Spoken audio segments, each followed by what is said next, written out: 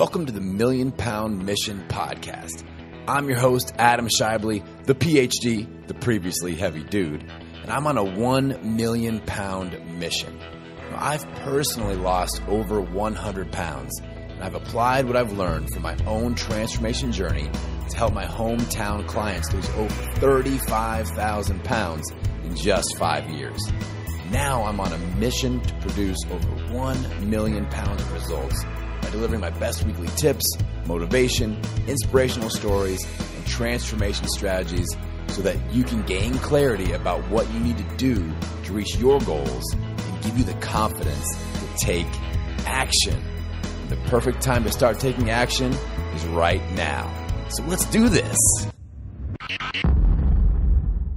Hello, my friends, and welcome to another episode of the Million Pound Mission Podcast. How's it going out there? This is Adam, the PhD, the previously heavy dude, and this is episode number 159, Reverse the Aging Process with Erin Burch. Now, before we dive into how to do that, we're going to give a shout out to our sponsor for this episode, Ultra Human.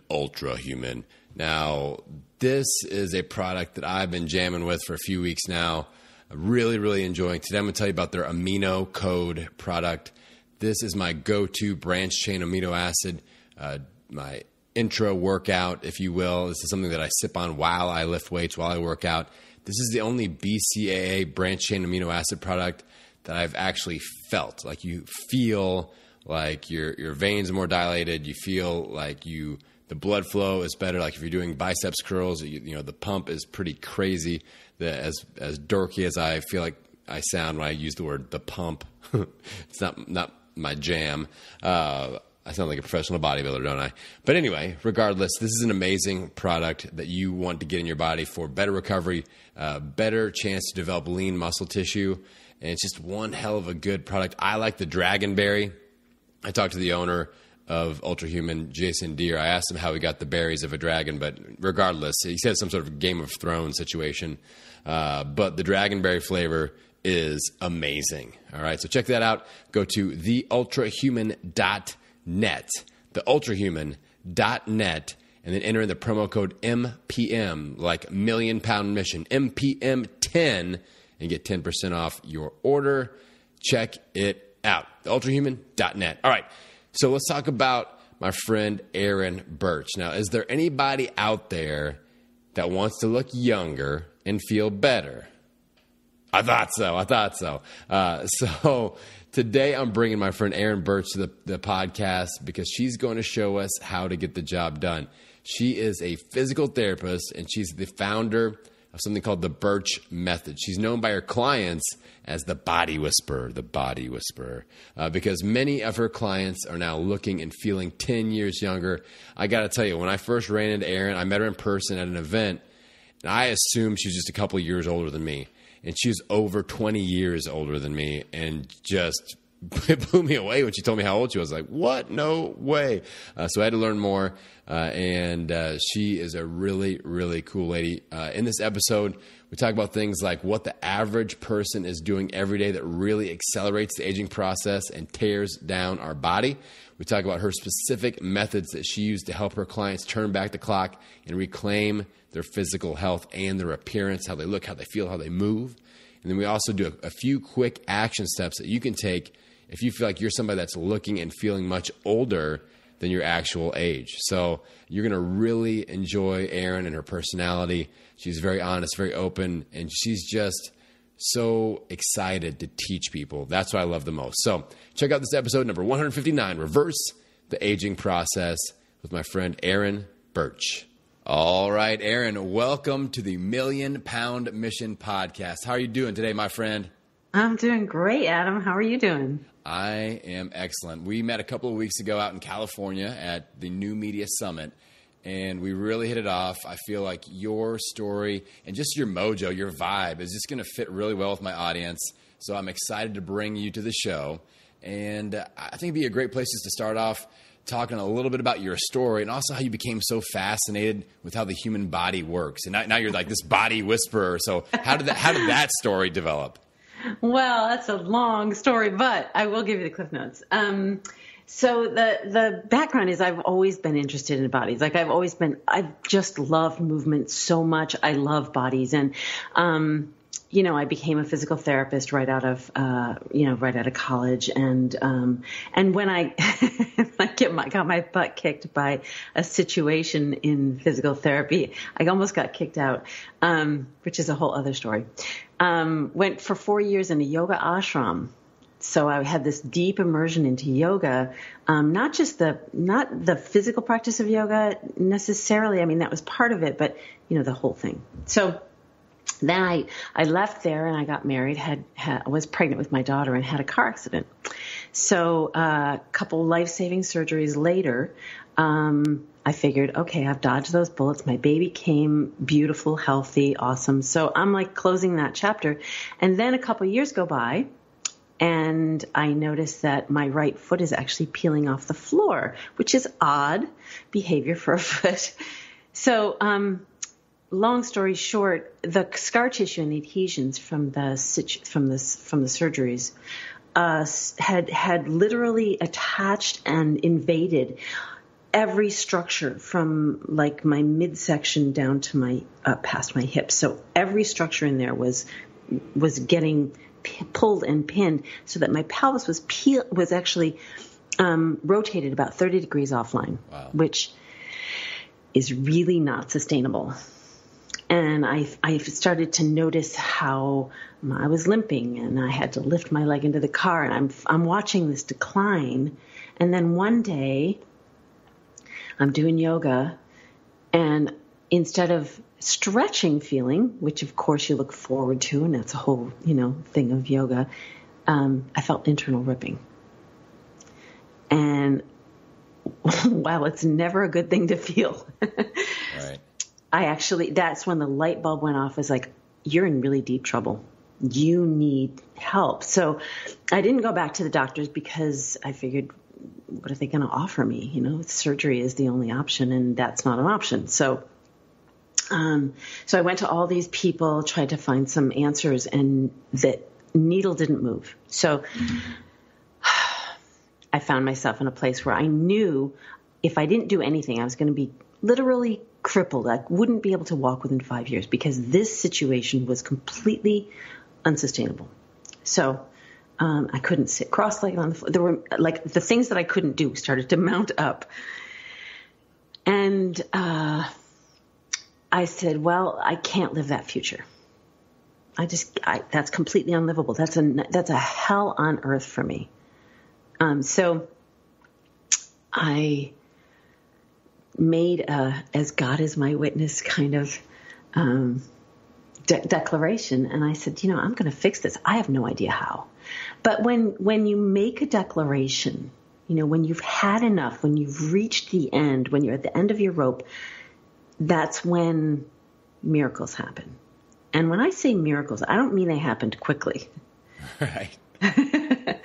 But over the next 25 years, I would do a deep dive into the interior landscape of my body, which rarely happens and only happened for me because of my desperation.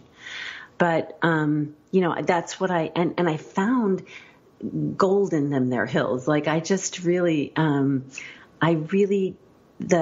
research that I did was so compelling. And it keeps me going forward into the little places of stuckness and fear. And I mean, interestingly enough, and this won't probably come as a surprise to you, but when I sifted my sensations and tried to untangle the scar tissue from the inside out, which is kind of unbelievable, but sort of like necklaces in a jewelry box, what I found was when I sifted deep enough, at the root of every pain, every sensation, every restriction is fear. And so learning how to relax in the face of pain and fear is a skill, superpower that I have.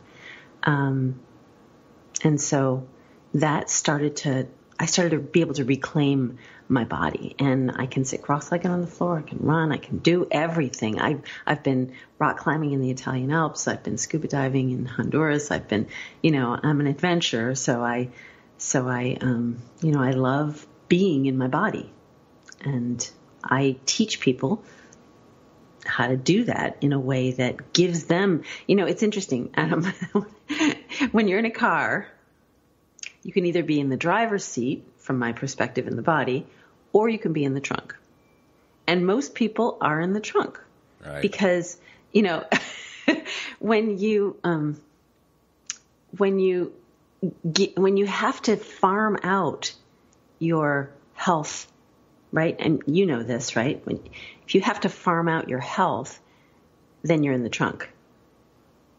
If you have to give your body to a doctor or even a therapist of any kind, right?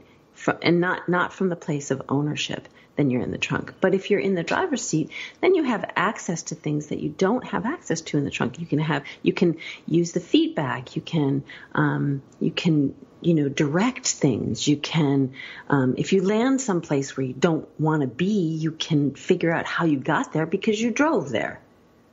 Versus the trunk, which is if you land someplace where you don't like, you have no idea how you got there. You're helpless and hopeless. So, well, I think what you just said, that's going to ring true with a lot of my audience. And I noticed a pattern just in the short kind of highlight mode of your experience that you just given us. And it seems like you do make very strong decisions. You've made a couple, whether it's just while being in physical therapy training and doing the yoga ashram, and that I'm sure rubbed people the wrong way.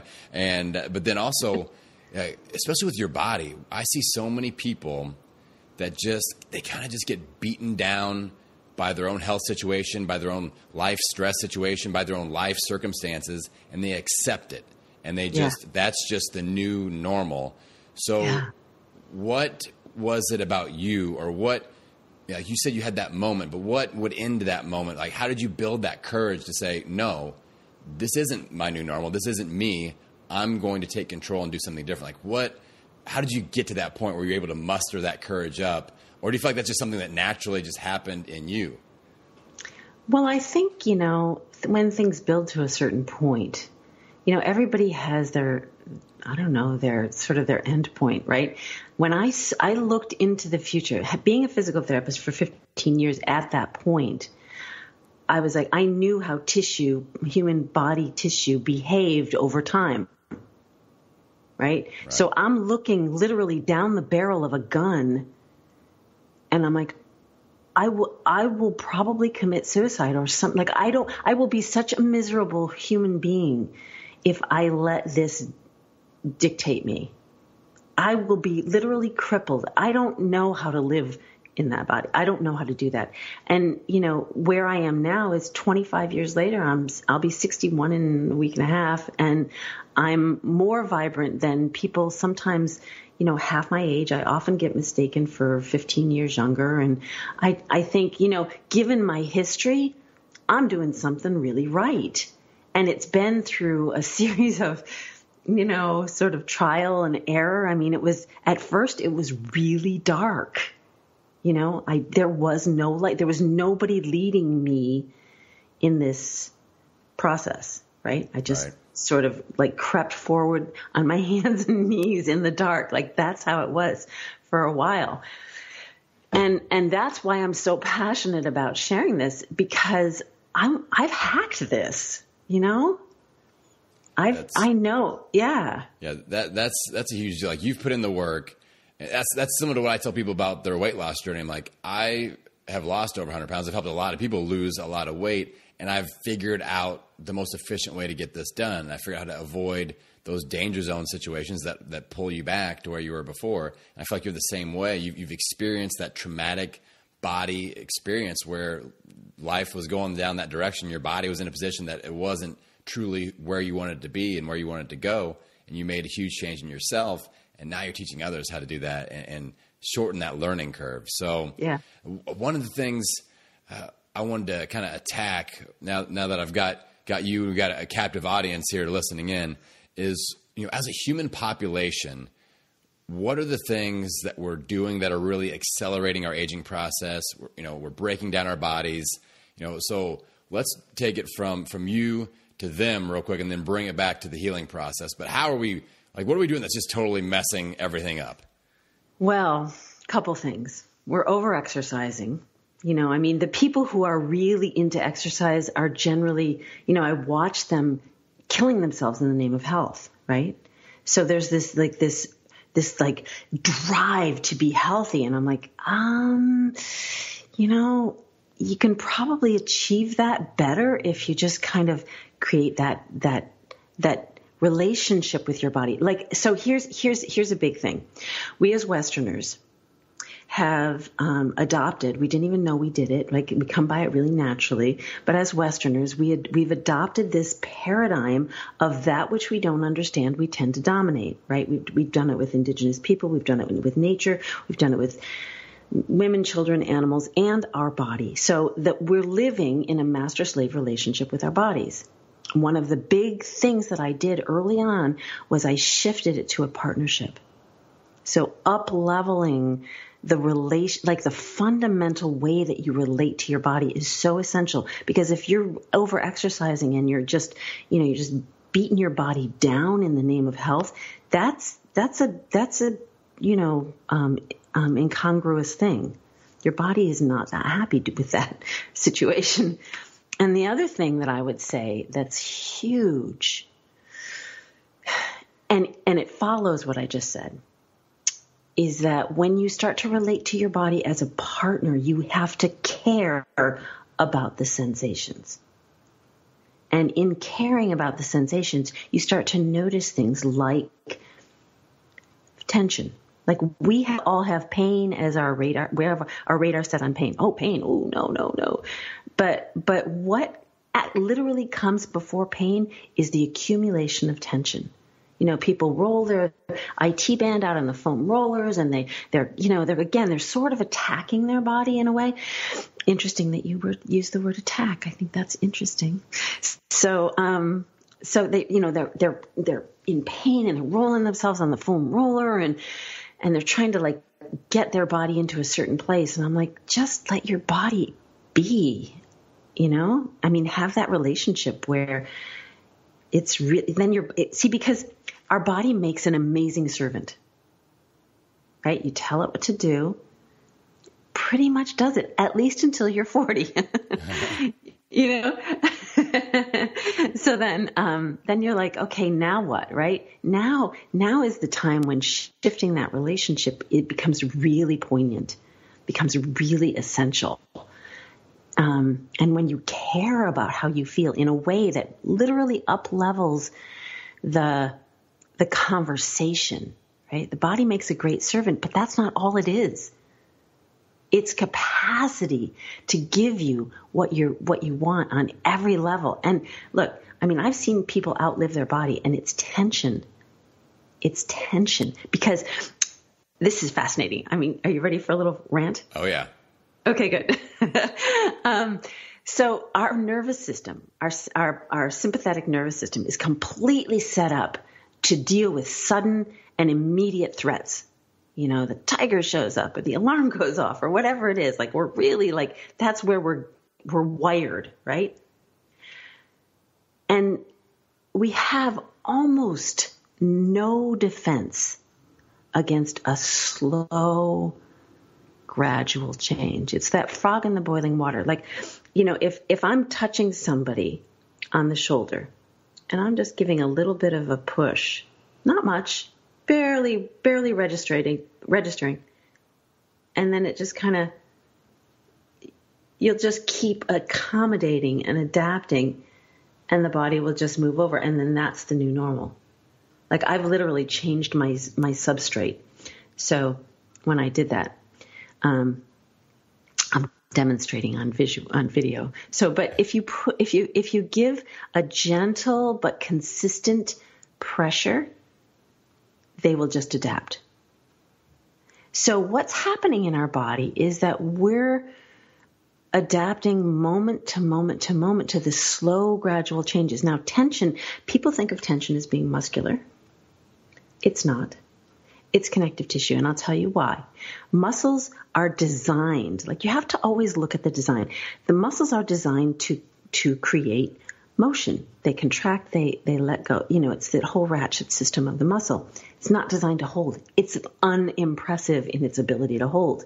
But the connective tissue, now that's designed in a way that really creates holding. And connective tissue has been shown from a research perspective to contract. So it shortens and tightens over time unless it's confronted. Yes. Does that make sense? Yeah, that makes total sense. Yeah. So what do we do then? Like, so we're messing things up. I see it. I'm sure you see it. Yeah. Where people are not like, you're the opposite. So I have to explain that when I met Erin, she told me how old she was. I was like, there's no freaking way. Like, I pegged you for at least 20 years younger than what you told me. I still don't believe it. I have not seen proof of birth certificate, so I don't believe her yet. But it's pretty impressive. I mean, really, really. But that's the opposite of most people. Most people now, like, I know I've got friends and people that I'm like, whoa, I thought they were 50, but they're 30. And, like, it's crazy.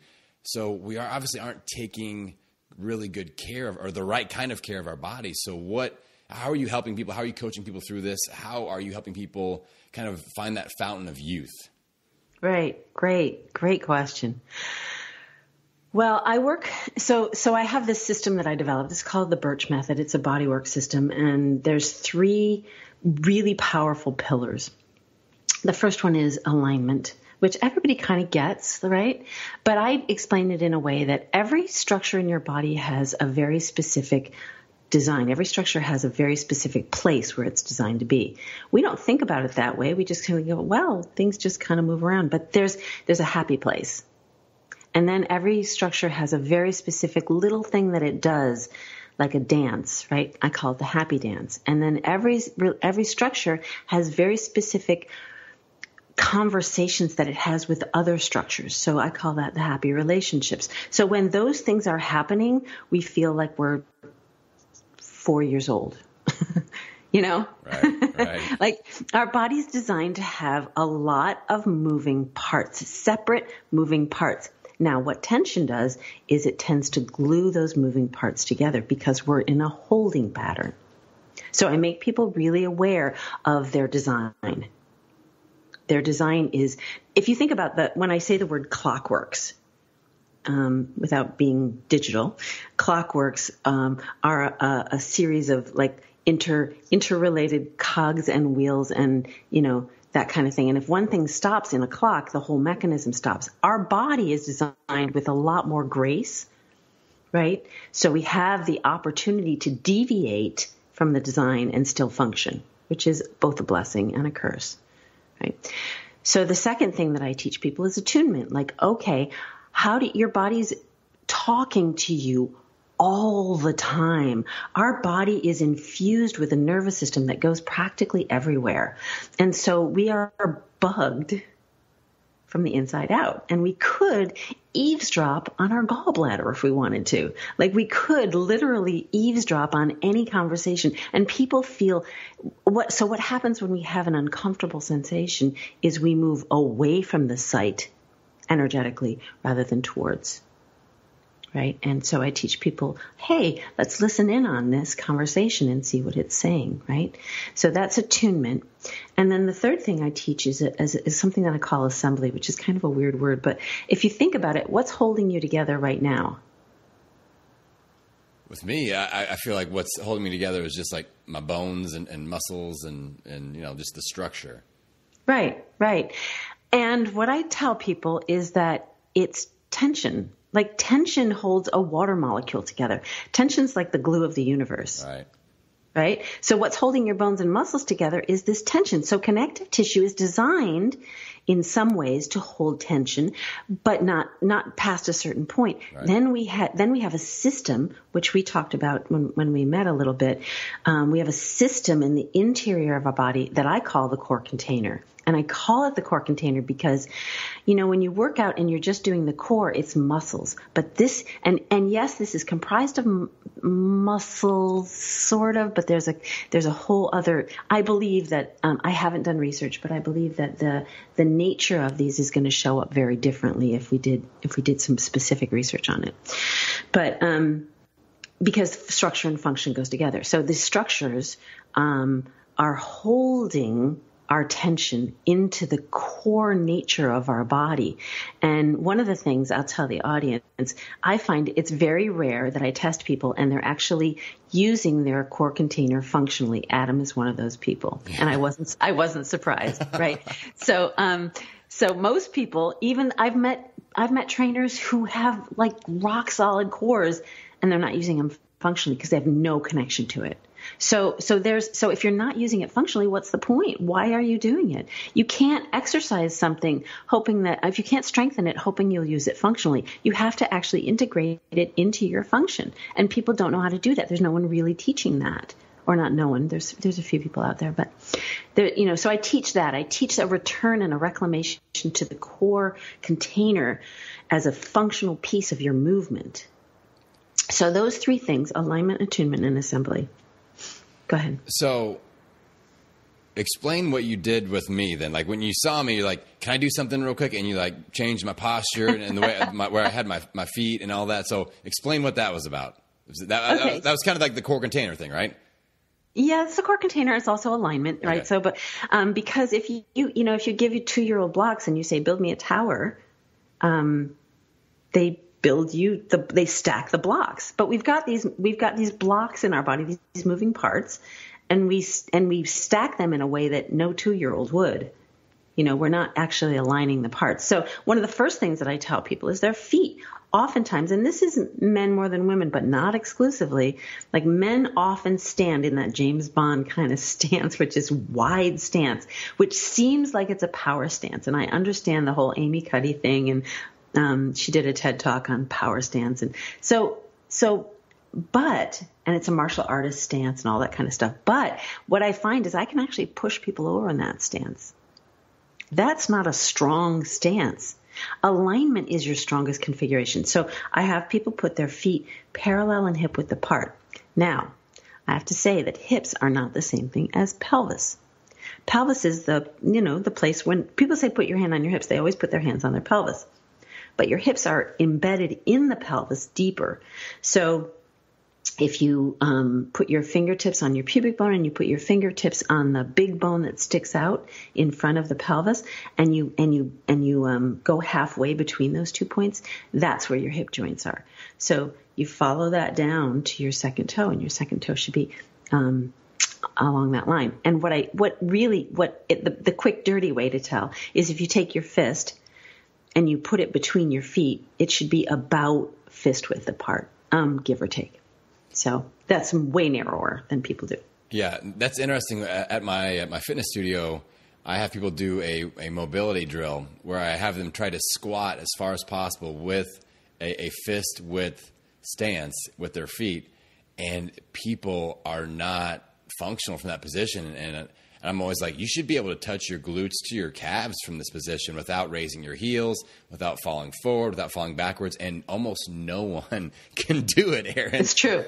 I can. I mean, actually, my father was a great squatter, so I valued that because I was like, I always wanted to be able to squat. And for many years, I couldn't.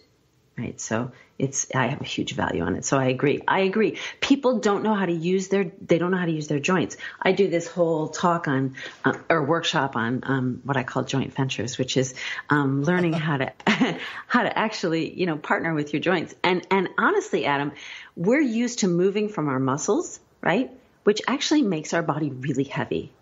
We need to move from our joints because those are the moving parts. So explain that more. What do you mean by that? So if I'm going to walk, all right, what am I going to think about when I'm walking? Well, let's start with your arm. So okay. Lift your arm from your muscles. Right? Yeah. Okay. Now, your shoulder is a ball in a socket. And what does a ball like to do more than anything? Roll. Exactly. So if you kind of imagine that that the ball is rolling down when you lift up, notice how much lighter your arm becomes. Interesting. So we're not moving from our joints. So from walking, it's a little harder to feel when you're in motion, like a functional movement. So it takes some training. But moving from the hip ball rolling, doing yoga from that place. I mean, I'm actually sort of in my mind, haven't actually rolled it out and may not for a couple of years, but creating a yoga by design, which is following the design of the human body so that yoga becomes the kind of thing that you extract all the juice from instead of, just the top part. Right. Now, I'm glad you mentioned yoga because I put out a recent podcast episode that was a little bit controversial. I stirred up a little bit of a storm around yoga, and I think yoga is an excellent form of exercise. I'm pro yoga. Where I'm seeing an issue pop up is people are getting confused by yoga, where it's actually now a danger zone for people that I'm working with. They're like, well, I need to de-stress. I need to do meditative type things, so I go to yoga, and then they show up. It's like a boot camp class. Right. There are different styles of yoga. So many different styles. Yeah, and people are just getting confused by that. So if somebody wants to really specifically work on body maintenance, body structure, mobility, like what form of yoga or what type of yoga practice do you send them towards? That's tricky. Because there's a lot of yoga out there that is not yoga. I'm sorry, but it's not. I mean, having been immersed in yoga, and of course I was only in one lineage, but I've been around the block a bit. I was in the ashram that I was in was Kripalu. So Kripalu is in Western Massachusetts, and I was there. I was doing yoga in the 80s when it was still a 4-letter word. I mean, we did yoga in like baggy white drawstring pants, okay? Not tight, black, sleek things, Yeah. So it was a whole different culture. And also the physical practice of yoga was embedded in the entire science and art of yoga, so, what we ate and how we ate and how we woke up and the pranayama that we did and the meditation that we did and the service that we did and the devotion that we did and so it was all part and parcel of the whole thing. So the physical practice of yoga has been kind of plucked out of the real yoga.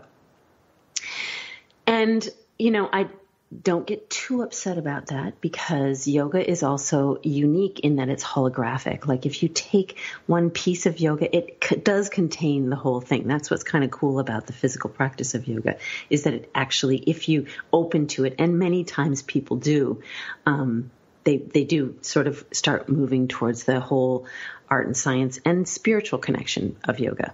So, but Kripalu yoga is typically a very gentle yoga that encourages the kind of thing that you're talking about, the meditation or the relaxation. It's interesting to me that back in the 90s, relaxation, Herb Benson and the relaxation response, it was all over everything. All of a sudden, it's gone and no one's talking about relaxation anymore. It's like, and we need it more than ever. Yeah, I agree. I mean, people are just so into the more, the idea of more, like I have to do more, like you said, more exercise, more work, more, I have to get my kids in 29 different sports because otherwise I'm a bad parent. And I've really been focusing lately on the concept of more versus enough and what does enough look like and what, and where do I need to shift, our most limited resource, our time and energy, where can I shift towards the things that I value more? So I follow a lot of minimalist lifestyle principles, and I look to maximize the things that give me the most benefit and minimize the things that get in the way of those things. And that's why I try to shift my time and energy. But I 100% agree with you. Like it's a serious issue where people are just overstressed, overworked, and then we're still trying to cram more in there. So what kind of ideas do you have as solutions for that? Like what do we need to okay, so if there's somebody out there that's listening and they're like, my body feels like hell, I look 20 years older than what I am, and I need to start making a couple of simple changes just to get the momentum going, whether it's, meditation or some yoga or some structural work. Like what are the first couple of steps that you're going to say, here's a couple things to try?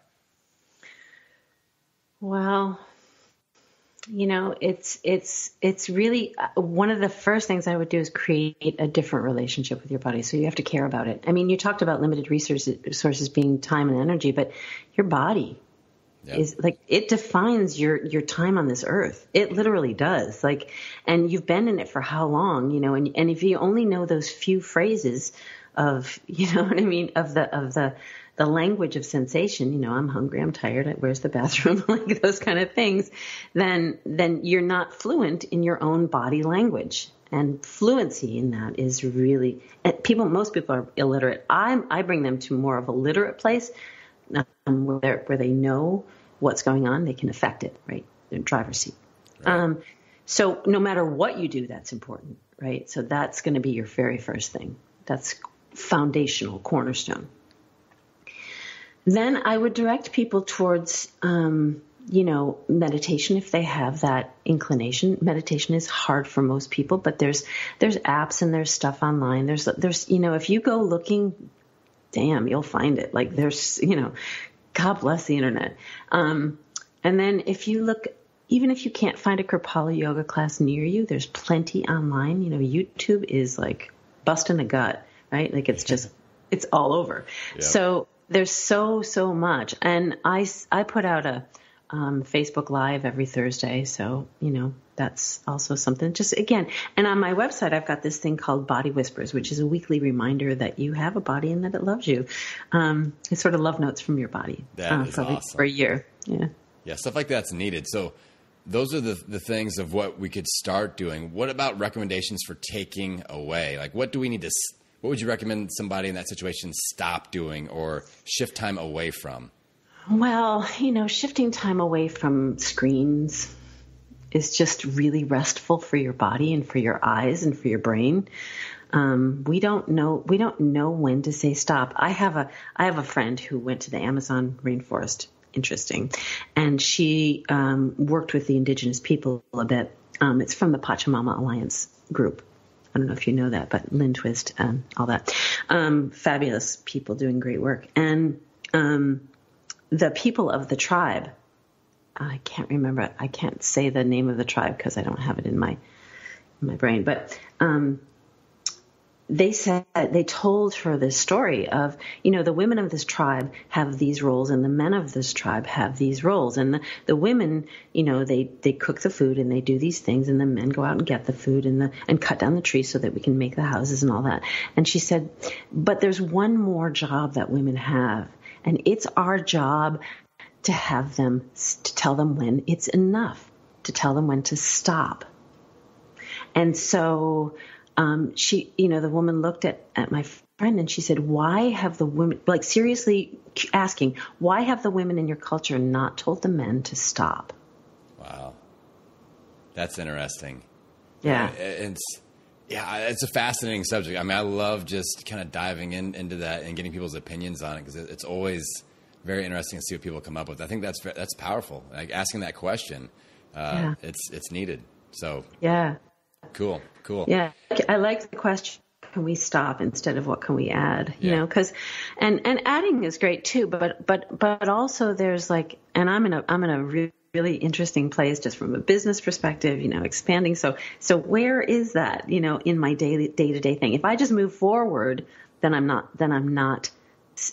making progress, right? So instead of feeling like I have to do this, and I've got all these like demands from all these people, it's like, okay, there's, I've worked with this master movement coach. His name is Jean-Louis Rodrigue, and he's worked with Leonardo DiCaprio, the FBI, CIA, all these like really, and he has this practice where you just kind of stand there and you go, I have time. Nice. I met this guy. This is in New Jersey many years ago. Okay. So Jersey, Christmas time, mall. Okay. This is the setup. I met this guy in a department store, and I was waiting in line, and it's 5 or 6 people deep, and the stressed out clerk, and everybody's just like ready to kill each other. And this guy turns around to me and he says, "Would you like to go in front of me?" And I was like, oh, I heard the angels sing. And he says, go ahead. He goes, I'm never in a hurry. And I was like, what planet are you from? But I remember that so clearly. And I thought, it's a choice. And we forget that. Yeah. It's a choice. And so I've moved closer and closer to that place. I'm not there yet, but just knowing that that person was embodying that reality was so eye-opening to me. Yeah. I love thinking along those lines. I mean, I've been getting some flack from people that I work with and people that advise me because I recently I'm making a shift from, I used to work like 12 days a week, and then I worked, just a normal 7. And then I shifted to 5 and actually started tracking how many days off per year. I would set goals and like really track this stat. And I'm making the switch to 4 days per week because I was inspired by my son. I have a 7-year-old son. This is something I've never talked about on the podcast, but he comes home and he's got a note of, they did a project and it's like fill in the blank with like a word. And it's like, my dad is tall. And then, da, da, da, da. And then, he says, I love you all the time. But the thing is said, my dad is good at, and then it says working. And that about broke my heart. I was like, I need to change that answer. So I'm like, I'm taking an extra day off. That's just family time to connect with my kids. And I'm doing that every single week, and I'll figure it out, but that's like, what's more important, That's it. Like, yes, I just got massive chills, by the way. So thank you. You're welcome. Yeah, those are the things those wake up calls, if you're paying attention, right? The Cat in the Cradle, that old song, right? Otherwise, you're just going to recreate that, for your son, and that's going to be his reality. And it's like, wow, how can you stop this, right? How can you put down it's the same thing that I did, Adam. It's the same thing. You put a stake in the ground. When you hit a certain point, that was your point where you said enough is enough, right? So the question that you asked earlier is like, well, you know what? When you just get to a certain point, that's it. Stake in the ground. And by your declaration, life will move around your declaration. We don't know that until we make the declaration, but it's true. Like we imagine that life is dictating to us. That's only because we haven't put a stake in the ground. Somebody said to me, if you have a problem, it's because you haven't made a decision. Wow. That's awesome. That's powerful. Yeah. It's, our lives can change in one moment of decision, but we have to make that decision and be strong and maybe get outside of our comfort zone. And that's what people like you and I are doing. And, I know that, we're running short on time, but I know that you're inspiring people. I know that my audience is like, okay, how do I connect with this? How do I get more from Erin? You mentioned your weekly live cast. All right. Yeah. But what are the best ways to connect with you, get plugged into your information and follow along with your story? And how can people get direct coaching and help from you? Yeah. So my website is, the Birch Method, BURCH.com. And there's some things on there, some ways to contact me. My phone number's there actually. So it's a way to connect with me. I mean, I do strategy calls with people all the time. I'm starting a group coaching thing, which is, pretty affordable.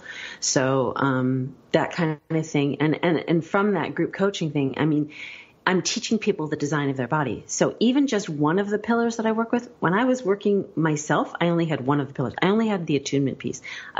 That's all I had, right? Until I built the other. But just by following the design of your body, it's so healing. It's so healing. It's crazy, right?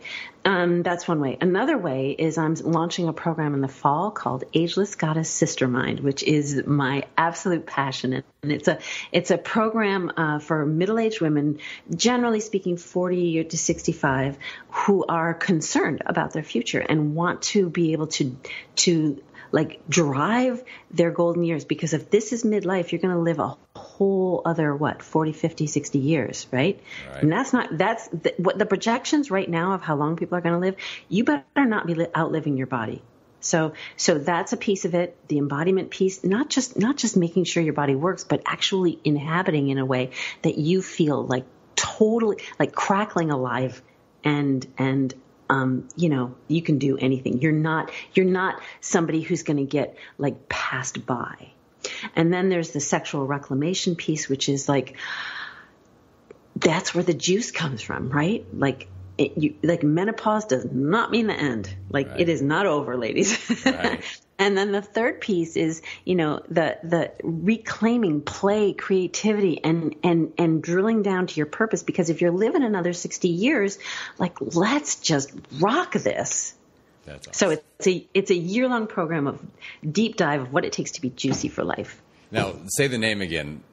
It's called Ageless Goddess Sister Mind. I think on my website it says Mastermind, but I've changed it to Sister Mind. I love that. I love that part, the Sister Mind. I think it's awesome. And I can tell you all that this is going to be an amazing program. And because just from looking at Erin and seeing in her eyes and seeing how big her smile got, she is passionate about this. And for the short time that I've known Erin is that, anybody that is that excited about something, they're in their unique ability and they're giving that unique gift to the world that only they can give. And I think that this is right in line with what Erin's going to be able to really make a dramatic impact with. So can I say one more thing? Yes. So here's the plan. The plan is to actually film it and make a documentary. Oh, yes. That's awesome. Because this has to, like, we're in an aging crisis right now. We're in an aging crisis. And, if you're 40 to 65, you've seen your parents, and for many people, that's not a good show. And like I said, I've worked in nursing homes, I've worked in hospitals. I've seen people outlive their bodies, and I don't recommend it. It is not pretty. I was there, so. Yeah. And I think it's time for people to take the blindfold off and get real with the reality of their body, the reality of their existence and where they're going, instead of just going through the motions every day. And I wake up, I go to work, I might hit the gym, I might not, I might eat healthy, I might not. And then, kiss the kids at night, say to go to bed, and then boom, we're done. And repeat every single day. Repeat, yeah. So it's, I feel, Erin, I just feel like you're out there doing something that needs to be done. You're talking about something that needs to be talked about, and you're leading people into this area that's outside of their comfort zone. And that's the cool thing, is that they don't have to go there on their own like you did. You are carving the path out for them. And now you're saying, hey, come along with me. Come along with me. I got your back. I'm going to show you the way. So I think that's so cool. And I think your message is unique. And that's why I knew when I talked to you that first time in San Diego, I'm like, this woman is perfect. I need to add her mojo to my 1 million pound mission. That's something it's a big deal to me, because now you're a part of my mission. It's our mission, and I'm trying to make that huge impact, and somebody will listen to this. They'll get inspired. They'll make healthy changes, and that's going to be because of you. So I really appreciate your time today, and just the energy that you're bringing to the show, and like I said, in an area that's really, really in need of some energy. So thank you very much, Erin. My pleasure. It's been a real pleasure, Adam. Your delight. Well, thank you. All right, everybody. So as you know, every week I want you to be able to extract some of those key points of what Erin's talked about, and I want you to take action on something.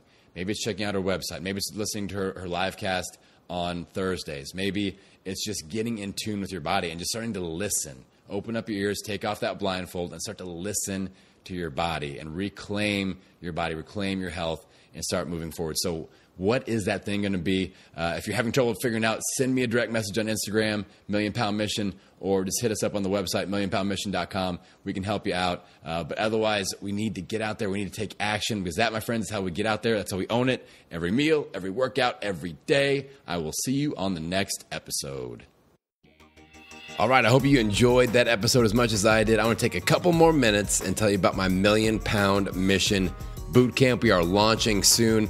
You can get all of the details on our website, millionpoundmission.com. We are incorporating every component of my amazing results formula, and I've produced something that I think will blow you away. It's unlike any other online challenge or bootcamp program that you've ever seen.